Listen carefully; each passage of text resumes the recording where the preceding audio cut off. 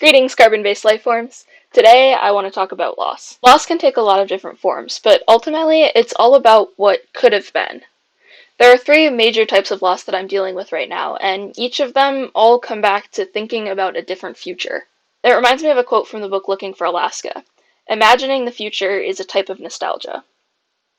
With loss, we're not mourning what's currently happening, we're mourning the idea of what could have happened in the future.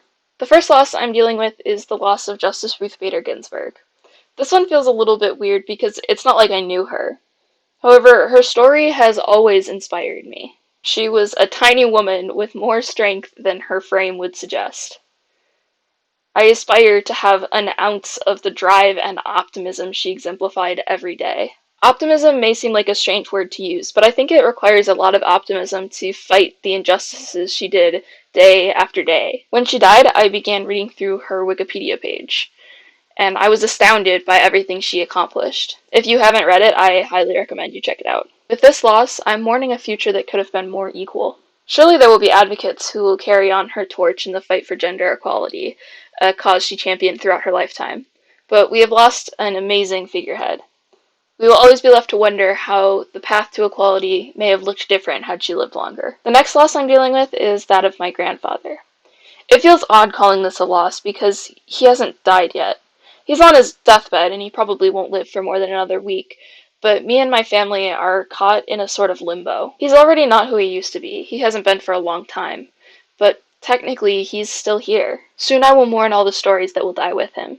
He lived a long life full of travel and adventure, from Germany to Nigeria to Kuwait. I'm sure he has many stories to tell, but when he's gone, there will be no one left to tell them. My grandpa has always been a reminder to me to imagine others complexly. On the outside, he seems like a bit of a curmudgeon, but on the inside, he has so many tales that I mourn will be lost to history when he dies. At the moment, though, I mourn a simpler future. A future that could have had him spend these days in health. Instead, he lies in a bed, going in and out of consciousness from morphine, doing little more than waiting to die. The final loss I'm dealing with is a little less traditional. It's the loss of my senior year of college. I elected to take a year off of school rather than face another year of online learning. My classes are just too hands-on to transfer well to that format. I don't regret my choice, but I mourn the year I could have had. I mourn all the classic senior year experiences, even though I've never been much for tradition.